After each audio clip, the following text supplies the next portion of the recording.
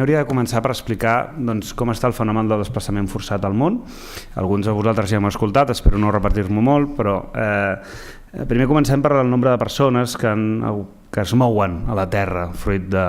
diferents motius, motius voluntaris, motius que es senten obligats a realitzar aquest tipus de desplaçaments o simplement per motius forçosos. Estem parlant de que un de cada 7 persones al món es belluga, canvia de residència i va a un altre territori, ja sigui dintre les fronteres, ja sigui fora de les fronteres, per buscar una vida millor, una vida més propera al que espera i al que desitja en el seu dia a dia. D'aquest, un terç aproximadament són el que se'n diuen migrants internacionals, persones que han creuat una frontera, i la resta serien migrants interns, persones que s'han desplaçat dintre d'un mateix territori.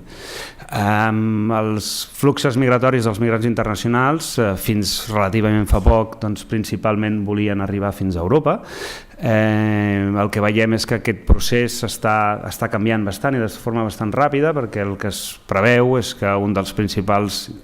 focus, indrets de recepció de migrants internacionals sigui Àsia a partir de relativament poc, potser a partir del 2020, com veieu les curves que teniu a l'esquerra, Àsia serà un dels principals receptors de migrants internacionals, més que res perquè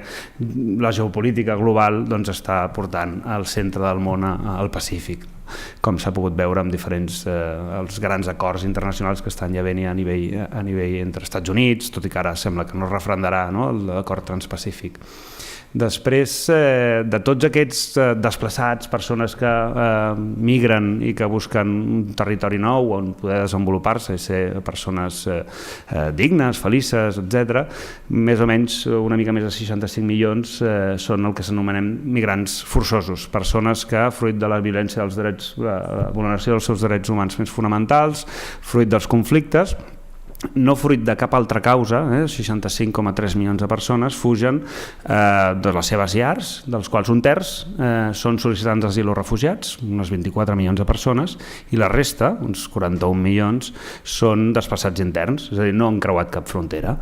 I és un dels elements a tenir en compte, perquè quan parlem d'aquestes persones, quan parlem d'aquestes xifres, dels 65 milions, de desplaçats forçosos, en cap cas s'està incloent, almenys des del punt de vista de l'ACNUR, s'està incloent a persones que segurament tots podríem considerar com desplaçats forçosos, fruit de la desigualtat, de la misèria, de l'impacte que està tenint un món tan desigual, o fruit del desplaçament a causa del canvi climàtic. I és important tenir-ho en compte perquè més endavant això sortirà. Si veiem l'evolució d'aquest desplaçament forçós, en els últims anys és una evolució, no diria exponencial, però gairebé. Jo l'any 2009 em vaig incorporar al Comitè Català de l'ACNUR, que aprofito per dir-ho, el Comitè Català és una associació que dona suport a l'Alt Comissionat de Nacions Unides pels Refugiats. No som treballadors de l'ACNUR, no formem part de l'organització, però treballem per donar-hi suport en termes financers i en termes de sensibilització, educació, i intentar transmetre a la societat el mandat i quina és la funció que té l'agència. Si veiem com és l'evolució d'aquestes xifres,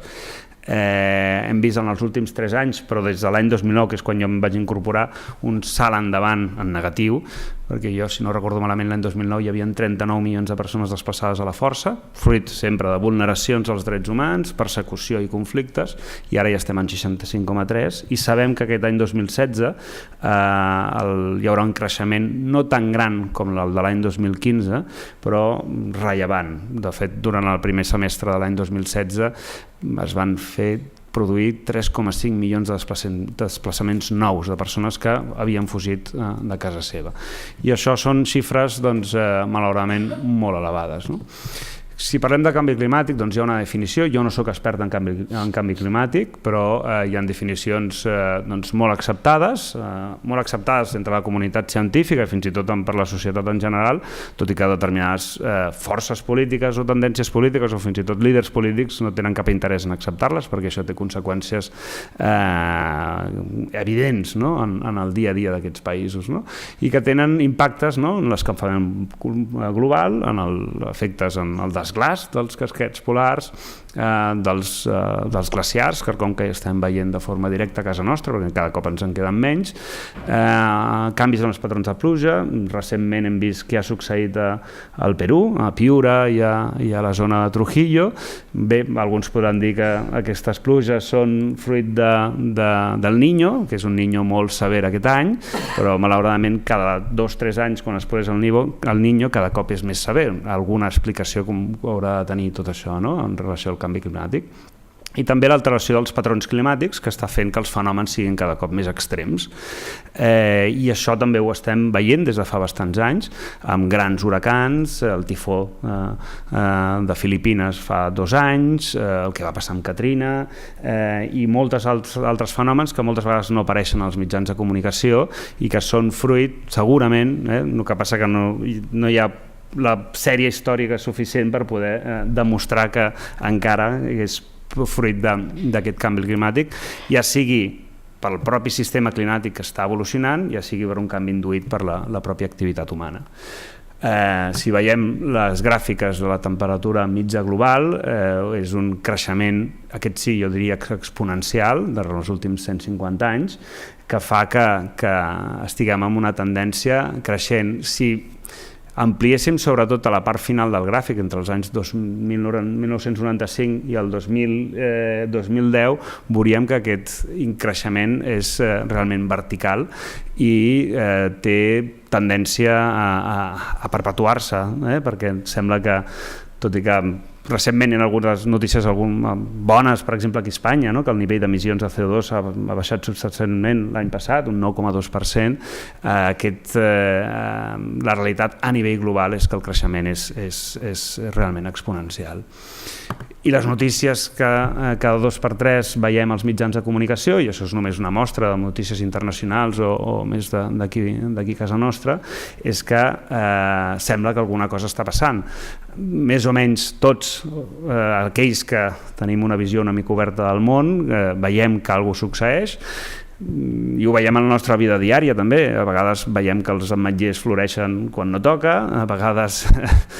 succeeix que no veiem que hi hagin estacions definides i que sembla que el temps sigui diferent a com l'havien conegut. I jo soc jove, o em considero jove encara, però aquells que són més grans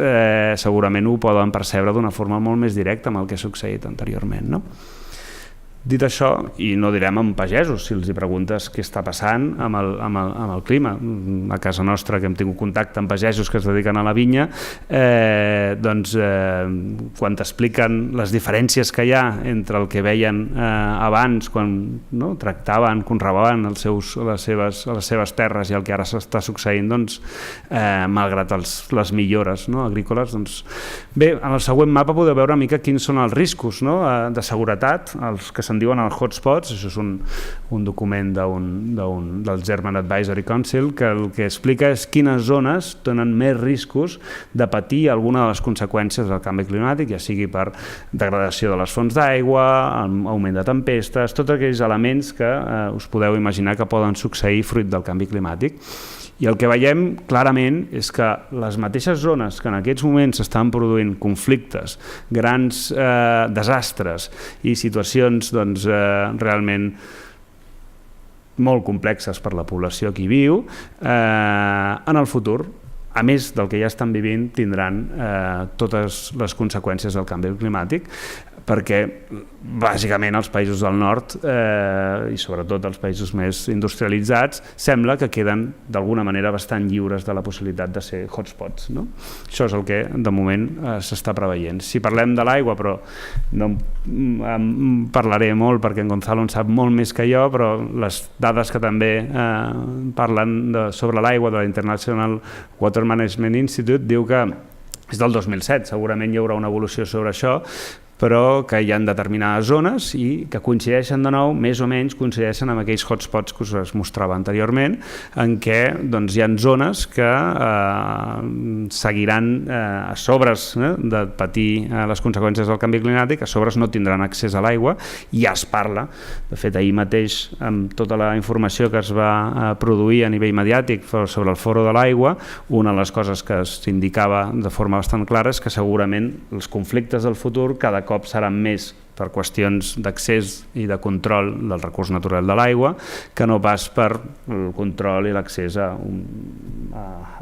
petroli o altres formes de combustió i d'energia, no?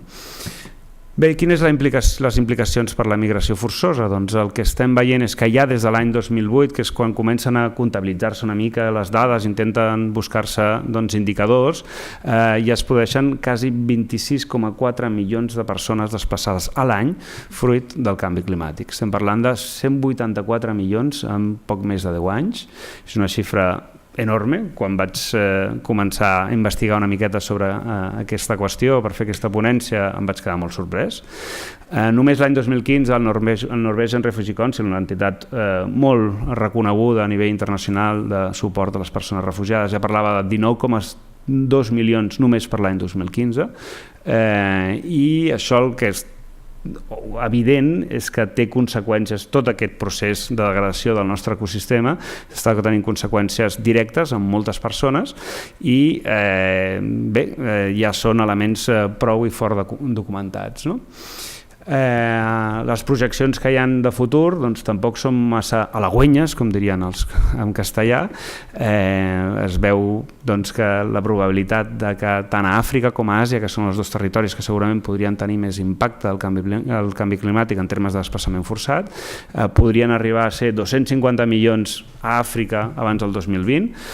És molt probable que d'aquells 184 que us deia inicialment que ja s'han produït, una part molt substancial provinent del continent africà, i fins a 1.000 milions a Àsia abans del 2050. Estem parlant d'una setena part de la població mundial. No ho sabrem fins que puguem fer la foto amb caràcter retrospectiu, però les xifres realment ens aboquen en una circumstància, una situació a nivell internacional molt complexa, que s'afegeixen a moltes altres que en aquests moments estem tenint, no? Un altre dels casos a tenir en compte són aquells territoris insulars, aquelles illes, aquells països que són petites illes enmig del Pacífic, sobretot, però també de l'Índic, que poden veure's desaparegudes, veure com els seus espais i llocs on viuen en aquests moments no deixen d'existir.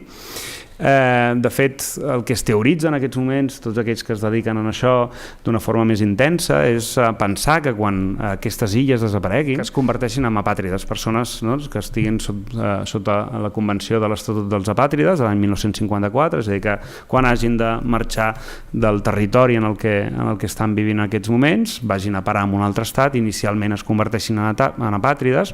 i s'intenti buscar una solució en la seva nova situació, ja sigui nacionalitzats en aquest país o si aquest país té un nivell de solidaritat extrem amb aquestes poblacions pugui crear una zona on puguin establir-se i crear un nou estat amb un nou territori. Les dues opcions que es contemplen seria la cessió d'una part del territori per part d'altres estats, cosa honestament molt complexa i molt difícil, i l'altra, que seria la més probable, segurament seria establir una unió, però inicialment aquestes persones acabarien sent apàtrides perquè no tindrien territori nacional, o això és el que diuen els experts en la qüestió. Què diu la Convenció sobre l'Estatut del Refugiat? És un instrument de dret públic internacional que es crea l'any 1951 per donar resposta a les necessitats de protecció de les persones que fugen de conflictes, de la persecució, de la vulneració dels drets humans i per qüestions de raça, religió, de nacionalitat, pertinença a un grup social determinat, poden ser gais, lesbianes, víctimes d'alguna persecució de grup, etc., o opinions polítiques. Doncs bé, la Convenció sobre l'Estatut del Refugiat, que és la que de moment dona empara a les persones que fugen d'aquests conflictes, aquestes guerres i les vulneracions, diu no té un espai o no pot encabir-se en aquests moments el refugiat climàtic, és a dir, el refugiat climàtic com a tal, tècnicament, no existiria. De fet, ACNUR és molt reticent a obrir aquesta convenció en aquests moments perquè no hi ha un consens internacional per poder mantenir l'actual nivell de protecció que aquesta ofereix, malgrat les circumstàncies actuals, en el sentit que si s'obrís una negociació internacional per intentar ampliar els conceptes que s'inclouen i els motius pels quals les persones fugen dels seus països, per intentar incorporar els refugiats climàtics, el més probable és que inclús es retallés els actuals drets que hi ha per a les persones amb necessitats de protecció internacional. Això és la teoria, i jo de fet només voldria compartir amb vosaltres que he estat 2 dies a Budapest, a Hongria, veient la situació de les persones necessitades de protecció internacional al país, i el que hem vist que aquest procés d'involució dels sistemes d'asil és quelcom que pot succeir no només en els països amb situacions més desafavorables, sinó en els països amb uns règims suposadament democràtics, ja inclosos en un sistema marc comú com és la Unió Europea, on tots els elements del sistema d'asil que tenia Hongria han desaparegut de forma dràstica en menys de 5 anys. Així que el que d'alguna forma promulga ACNUR, diu ACNUR sobre la probabilitat de que hi hagi un retall en les actuals garanties és una realitat. Bé, hi ha moltes definicions de refugiats climàtics, parlem dels refugiats que creuen fronteres, els refugiats que no creuen fronteres, hi ha els interns, i de la mateixa manera que es descriuen els desplaçats forçosos en aquests moments, que poden ser desplaçats ambientals o refugiats climàtics. Els refugiats serien els que creuarien fronteres i els desplaçats serien els que es quedarien dintre dels territoris. Quines iniciatives s'han creat recentment per intentar donar una resposta a aquesta situació? Una és la iniciativa Nansen, una iniciativa empresa per Suïssa i Suècia, bàsicament per intentar fer un diàleg multilateral a molts nivells per trobar un consens en relació a aquesta qüestió i als desplaçaments transfronterers per culpa del canvi climàtic. ACNUR ha format part d'aquest grup de treball, un grup que va treure unes conclusions l'any 2015 i que bàsicament, i perdoneu que es llegeix molt petit, el que diu és que els estats hauran d'admetre voluntàriament l'única solució o proposta que s'està fent tenint en compte el marc internacional i les voluntats que hi ha a nivell internacional, sobretot dels estats, és a través de la voluntarietat i a través de la solidaritat internacional que caldrà donar resposta a la situació dels refugiats climàtics, quelcom que òbviament tots estem d'acord que creiem que és molt insuficient. I després hi ha una altra iniciativa en la que també hi participa molt directament l'ACNUR, que és el Pla de Reubicació Planificada, que bàsicament el que fa és donar la responsabilitat als estats perquè el que es considera és que el desplaçament serà bàsicament intern, hi haurà molts desplaçaments transfronterers per culpa del clima, es produiran de forma molt menor, i el que es creu és que la comunitat internacional, a petició dels estats, haurà de donar resposta i solidaritat als països amb necessitats, i després, en casos concrets que hi hagin desplaçaments transfronterers, buscar alguna alternativa que de moment no és l'empara de la Convenció del 1951. Així que el que diria jo com a conclusió és que el més calent és a l'aigüera en quant a la protecció dels refugiats del clima. Bé, això seria una mica com actua l'ACNUR en aquestes qüestions, que no m'hi detendré massa, més que res per no ocupar massa temps de la taula, però sí dir-vos que des del punt de vista federal, del federalisme, entenc que el que s'ha de plantejar és una solució que faci que en aquells països on hi haurà desplaçaments fruit del canvi climàtic, i que bàsicament jo sí comparteixo que seran desplaçaments dintre les fronteres, no fora de les fronteres, s'haurà de buscar solucions de corresponsabilitat i de solidaritat dintre els estats per assegurar una correcta resposta a aquest fenomen, això en aquells països que tinguin estructures federals. En quant als moviments transfronterers, que creiem, o crec jo, honestament seran menors en el curt termini, perquè en principi les persones seguiran tenint llocs on ubicar-se dintre dels seus propis països, i com no serà una persecució per violència, sinó més per una dificultat d'accés als mitjans de supervivència, caldrà veure com es pot regular a través d'instruments internacionals un accés al dret internacional dels refugiats climàtics o dels desplaçats ambientals. A mí también eso de diferenciar entre migrantes y refugiados es algo que me chirría a veces, ¿no? Y que Pero otra cosa es la realidad y en qué contexto internacional estamos inmersos actualmente, ¿no? Y ahí es donde sí puedo entender que primero hay un concepto dentro de la propia convención que seguramente con jurisprudencia, pero claro, eso es a muy largo plazo y seguramente tenemos el reto muy cerca, es pertenencia a un grupo social determinado. Es posible que allí podamos incorporar, como se han incorporado distintos colectivos, pero va a depender de la voluntad de cada uno de los estados, de cómo regula eso y cómo genera esa jurisprudencia. Pero en cualquier caso, estoy de acuerdo contigo que hay que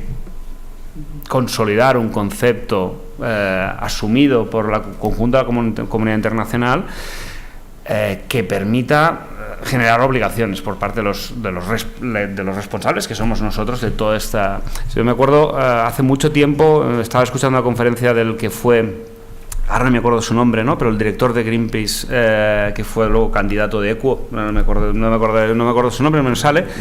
López Urralde, y le hice una pregunta diciendo, bueno, ¿cómo podemos esperar? Pues él está explicando pues, necesidad de, ¿no?, controlar las emisiones, bla, bla, bla, y le dije, ¿cómo podemos esperar que China, India, Indonesia, Brasil, que van a generar, si se ponen a crecer en el año 2000, de la forma que parece que va a crecer, ¿cómo podemos esperar que dejen de emitir emisiones, generar, ¿no?, impactos ambientales como los están generando, a costa de que su desarrollo económico, social, etcétera, pues no pueda ser análogo al nuestro, ¿no? Y él no tuvo respuesta, dijo, es que realmente lo van a seguir haciendo como lo estamos haciendo nosotros. Decirte que sí, que estoy de acuerdo contigo, que hay que crear, ¿no?, una nomenclatura específica e intentar... a mí me gustaría pensar que la Convención puede amparar a estas personas y que no tendríamos que crear un instrumento nuevo. Creo que es factible, pero lo que pasa es que eso necesitará un consenso internacional que en estos momentos veo inviable que se produzca. Siendo pragmático, realista, veo muy, muy complejo que los Estados miembros de Naciones Unidas asuman que el grupo social determinado incluya a las personas que huyen por culpa del cambio climático, de consecuencias climáticas, ¿no? Tuve la oportunidad de estar en la zona este del Chad, visitando los campos de refugiados de las personas del Darfur, y íbamos a hacer una visita para conocer el impacto de unos proyectos de agua que se están haciendo en los campos y toda la canalización, todos los depósitos que se habían hecho, y pudimos acompañar a un grupo de investigadores que estaban buscando agua por los wadis de la zona del Chad, de la frontera,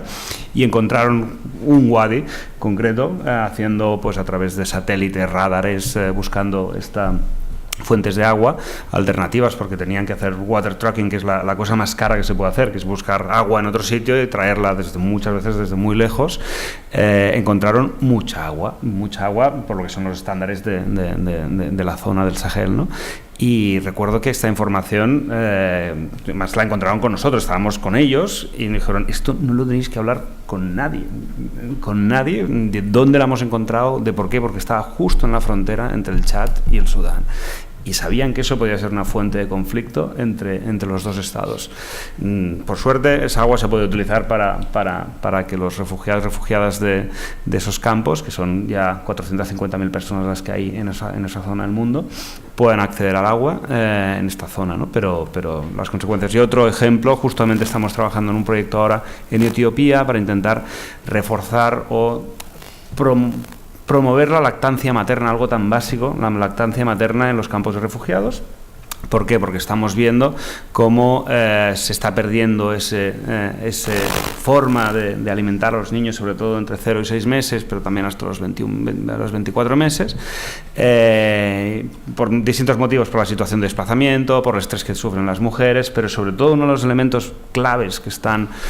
explicando esta situación es porque las mujeres, como decía Gonzalo en su intervención, tienen que andar 6 horas muchas veces para ir a buscar agua.